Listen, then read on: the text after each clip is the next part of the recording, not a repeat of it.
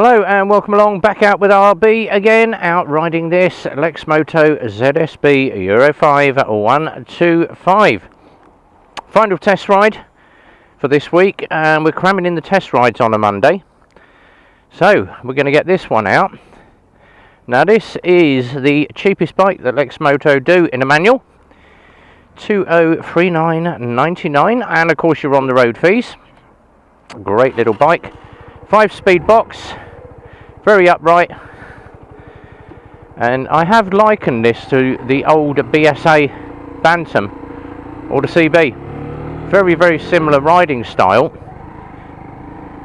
Now if you watched the first video where we took the Michigan down the A5, we're going to do a slightly different route. I'm going to change the route up today. We're going to do the urban route, which I call ride route number 2, which is down the back lanes, and we're going to get out and we're going to have a ride as always.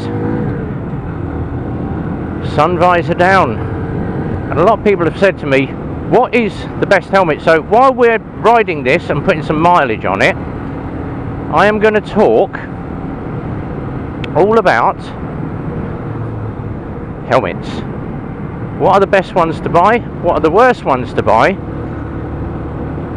And is your life really worth a cheap helmet?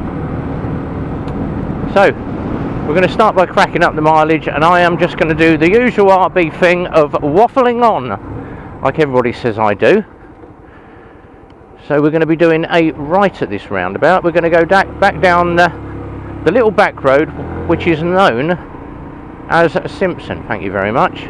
Didn't even look that I'd got an indicator on. That's one thing you've got to be aware of, all the other idiots in cars that just want to be absolute, as we call them, bell ends. So, crash helmets.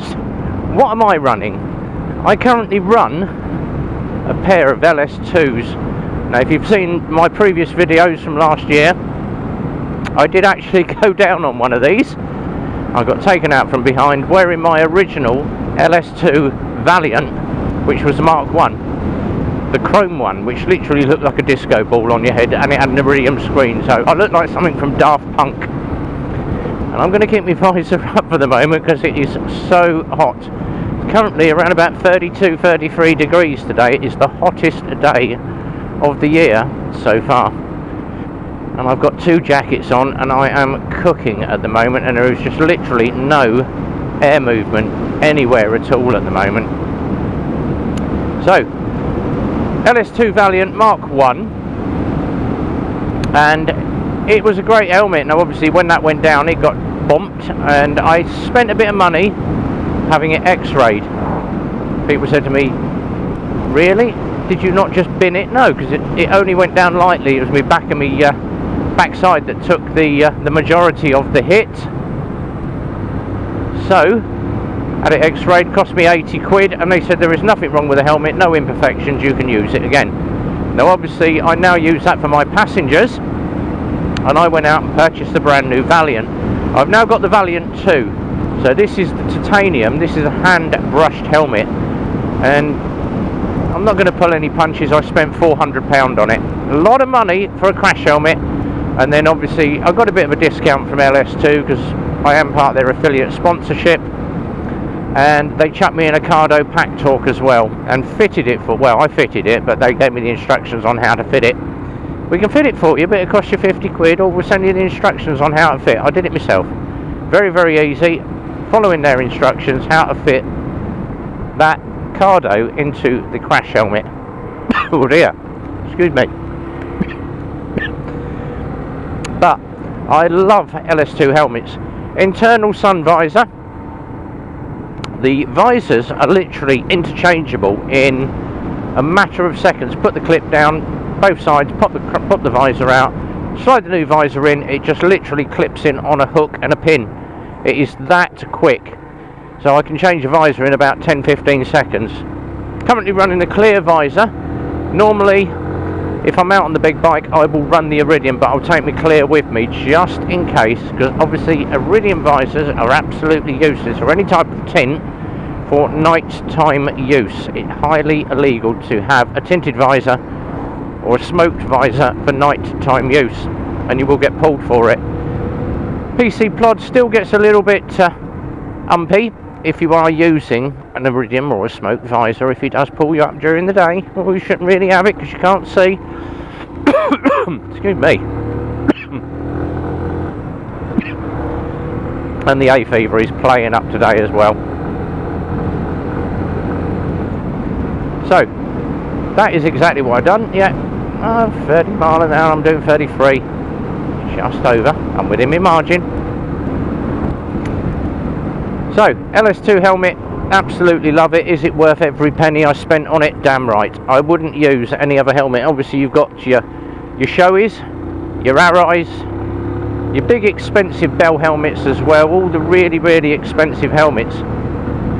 Are they worth the money? They're worth every penny. I always say to people, if you are buying a helmet, budget on spending around £200 on gear. Bare minimum should be a crash helmet, a decent one. Would I touch a £35 crash helmet that I would buy from Halfords, eBay, or your local car boot place that's selling these Chinese import crash helmets? Would I touch one of those? Absolutely not. I would not touch one of those crash helmets with anything. You've got one brain, you've got one set of brain cells, and I've only got a few left, as people keep telling me. But I would not spend it on a cheap crash helmet. That helmet goes down, yes, it's going to probably protect your head, but 90% of your protection is going to be the shell, but most of all, that foam inside.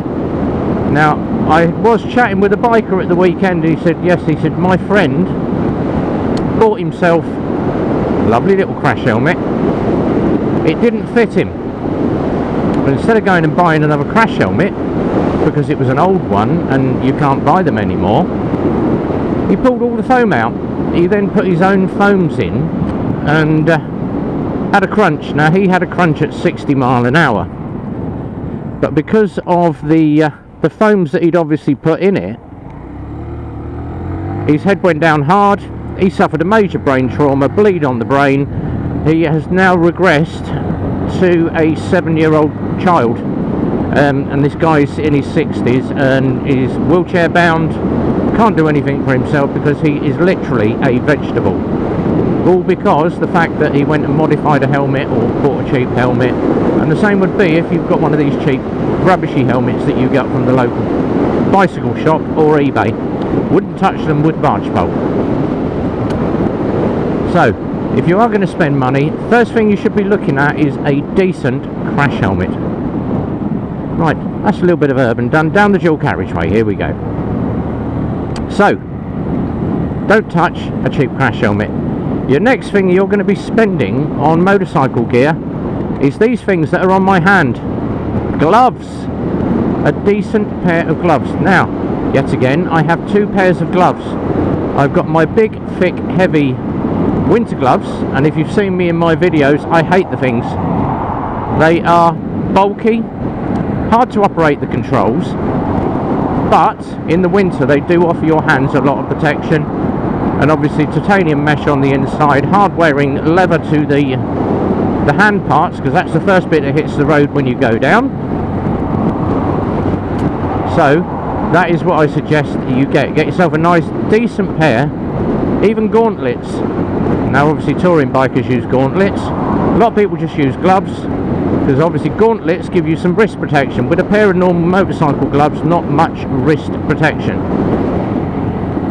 I also run my summer gloves, which are the ones that I'm wearing, which you can see there, and these are basically motocross gloves.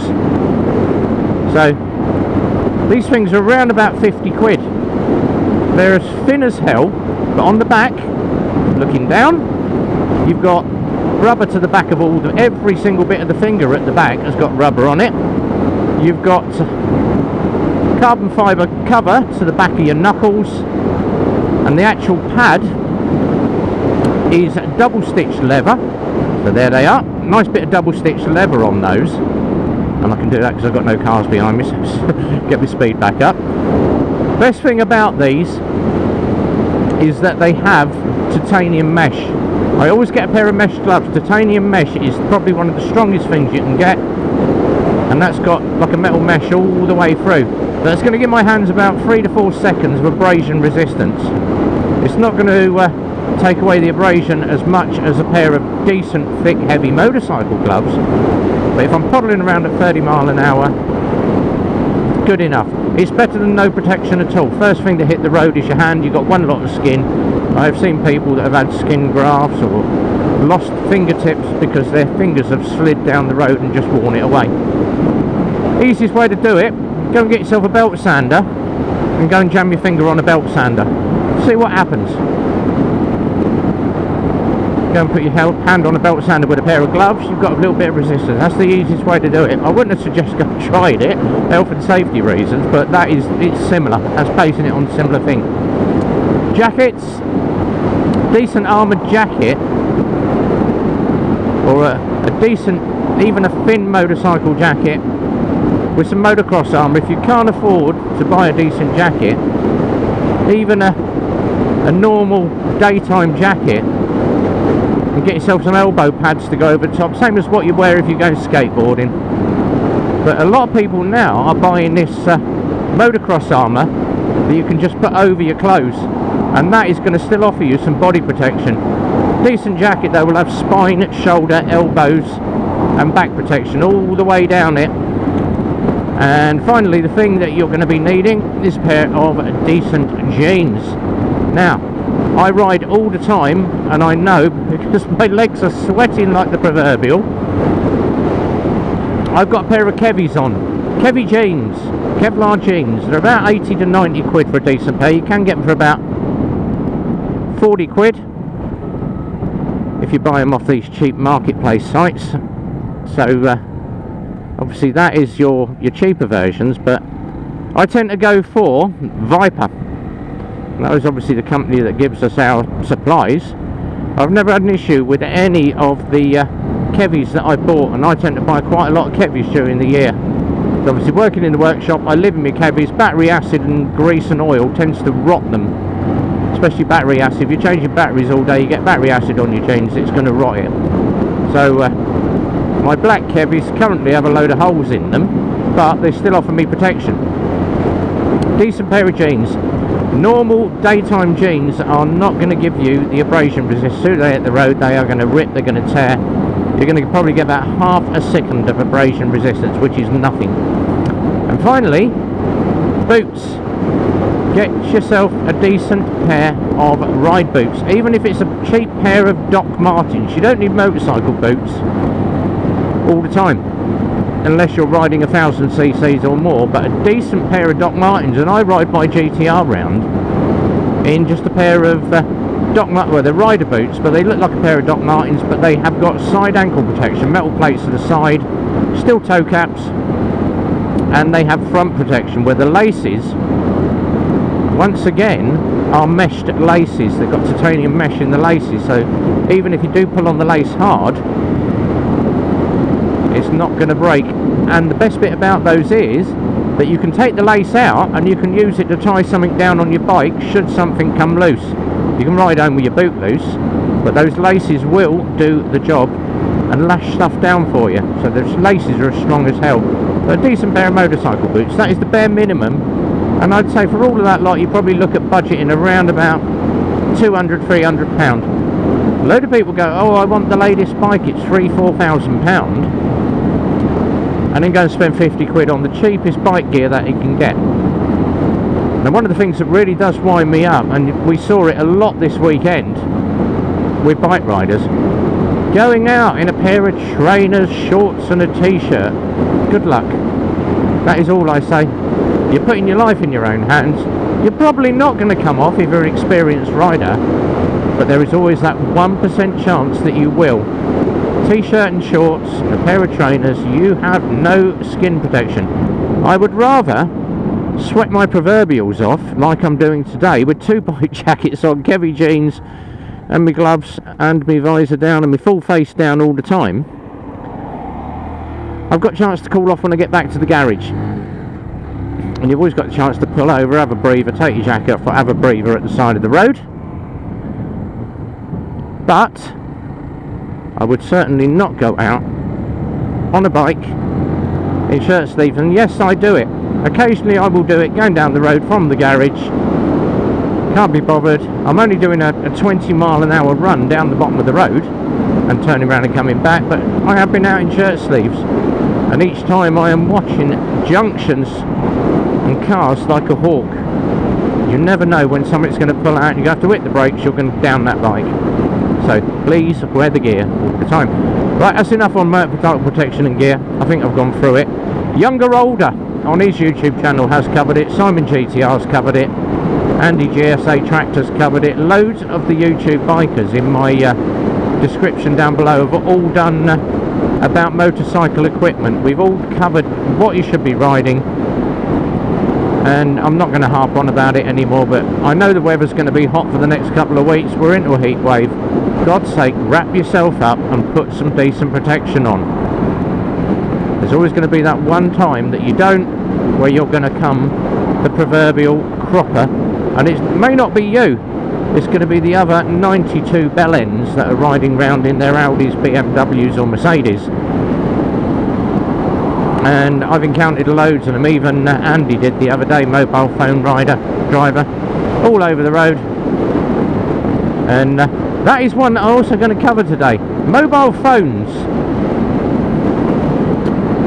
Do you think 6 points and £200 is enough to deter people? I don't think it is. A lot of people go, oh, I forgot to insure my car, I've got 6 points. Mobile phone, oh yeah, but I've got 6 points.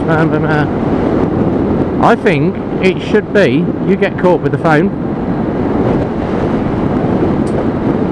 we'll give you 6 points, but if we catch you again, we're going to seize your car, we're going to crash it. I think penalties need to be a lot heavier. Put a section 59 on it. Right, we're going to section 59 your car. You get caught using your mobile phone in the next 3 months or 6 months, and we're going to seize your car, and we're not going to mess around, we are going to crush it. Right, I am going to get a filter in here because I have a Domino's lorry there. I'm going to get a little bit of a filter in here and drop in just here. Don't like being stuck out in the middle of a roundabout when they're changing lights. Obviously sitting to the off side of this car just to let him know that I am there, and lorry boy's seen me because he's just giving me the thumbs up in the mirror. That's another thing, filtering. If you are filtering on a bike, make sure that the other car drivers are aware of who you are and where you are.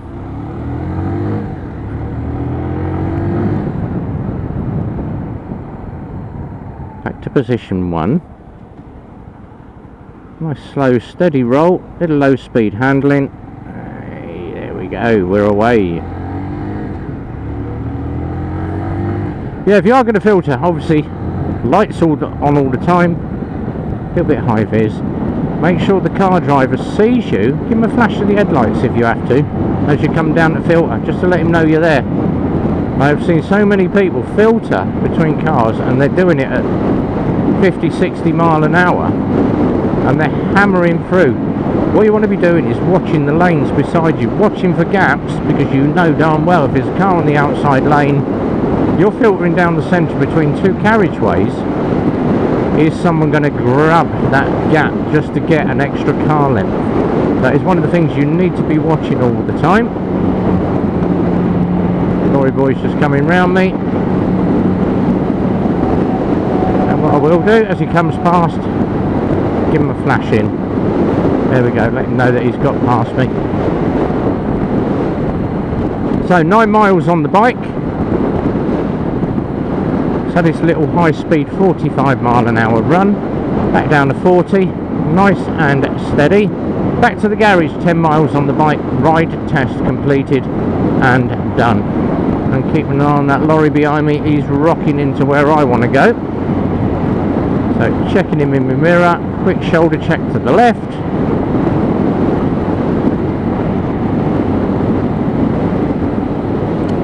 And we're going to go back. I'm going to try and finish off my cup of tea that I've been sat under the counter for the last half an hour. Probably going to be cold by the time I get back, but nothing better than a cold cup of tea when you get back to the garage to cool you off. So as I say, Lexmoto ZSB, probably one of the best selling bikes, and probably one of the most robust. These are a gorgeous little bike, and for the price, daily commute, geared bike, you can't go far wrong with the ZSB. Loads of our Mod 1 and Mod 2 riders started off with a ZSB, Jim did, and a couple of other people have all had ZSBs, and they all say it's a great bike. The lighting's not all that. Sticking an Harley front headlight in it, or obviously upgrade to an LED bulb, but if you put an LED bulb in a bike, you will fail your MOT because you're altering the spec of the bike. You are not allowed to put LED bulbs now in a bike that was designed for bulbed use. And a lot of people are getting caught out on that because LED bulb does not throw the correct beam pattern for the bike. That's one for your book. Put it in your pipe and smoke it. Noddy nod, one of our bikes. So we're going to head back to the garage. A cup of tea awaits me. Whatever you're doing this week, have yourself a good one. If you are out riding in this weather, enjoy. It's lovely. It is lush out there. We are going to probably do Bike Night Wednesday this week. Oh, that will blow Simon's brain. It's like, oh, RB's actually turned up for a bike night. Yeah, going to try and get out for one of the bike nights. It might be Simon's, it might be Amici Coffee, or it might be Great Billing yet. I do not know. But it will be one of the bike meets, because I can't do Oakley this Thursday, because I am out on something else.